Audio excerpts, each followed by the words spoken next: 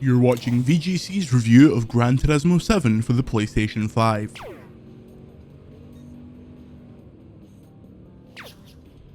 Gran Turismo 7 feels like someone letting you drive their incredibly expensive supercar, but only if you drive it under 30 miles per hour and stay on suburban streets.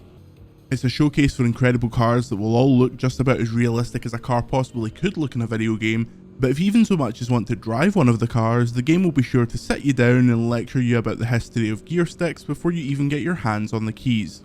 The latest in the legendary PlayStation franchise, Gran Turismo 7 is a game that vacillates between engaging driving mechanics that reward patience and skill, and a menu system that's so dull, so lifeless, and so convoluted that it made us dread progressing the game's lacklustre campaign. Essentially, you're tasked with completing events in order to collect a certain type of car.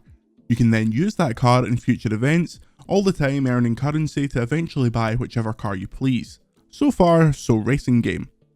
However, inexplicably, this is housed in a strange series of menus that look more like something out of The Sims than Gran Turismo. You're given an overworld map with various locations which house things like tuning settings, the car showroom, and your garage. However, it's in the cafe that the game's most baffling choices really shift into higher gear.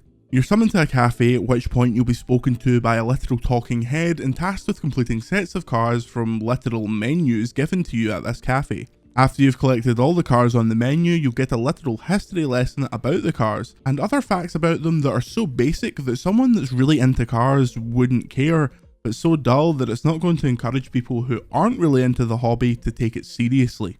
Worst of all, there is little to no actual dialogue in the game, so you're primarily thumbing through menus with very little actual engagement. It's all the fun of a Wikipedia article about Japanese compact cars spread over lines and lines of dull dialogue. It genuinely made us want to stop playing the story mode, living in fear of having to head back to the cafe and get another lecture. It all causes this feeling of someone making you watch their favourite films, staring at you throughout it, making sure you understand why they're so into it. The driving in Gran Turismo 7 is excellent, it's incredibly responsive and treads the perfect line between hardcore simulation and something a bit more casual. You'll be punished for speeding around corners and spinning off the side of the track, but it's not a Formula 1 game. It's almost completely at odds with the menus that it's housed in. When you're driving the cars, it feels like you're experiencing a real landmark for how cars should feel in video games. They're the perfect weight, they feel incredibly rewarding to master, and there's a tangible difference depending on what model you decide to race. It's clearly a game designed by people that absolutely love cars. The DualSense haptic triggers and general controller rumble really sell the experience. There's a tension and release when you're speeding down the home stretch, and a subtle push and pull of mastering a tight corner while maintaining enough speed so that you're not overtaken. The cars look exceptional.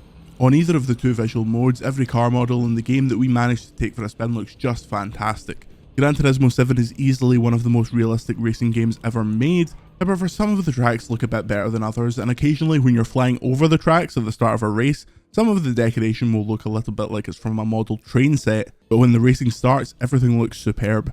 Whether playing in a first or third person view, there's a great sense of speed, which is aided by the brilliant sound design. We've all heard the stories of the Polyphony Digital team spending hours with microphones underneath cars in order to emulate the perfect engine sound, and honestly it pays off.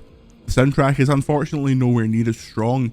While there are some licensed songs and a great version of Moon Over the Castle by Bring Me the Horizon, far too much of the music, especially in the menus, feels like the waiting room background noise for a posh car dealership, a feeling that hangs over the entire game unfortunately.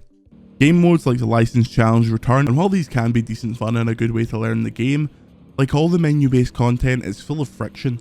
You can't opt to do the challenges all in one go, instead the game forces you back into the menu over and over. It's a small thing, but everything you want to do in Gran Turismo 7 has some small speed bump ahead of you, and we can't quite figure out why. If you can suffer through the clunky menus, endless dull dialogue, and 100 visits to the cafe, then there's an excellent racing game somewhere hidden in Gran Turismo 7. It's baffling that the game does its best to impede you from getting to the track, but when you actually get there, there's a lot of fun to be had.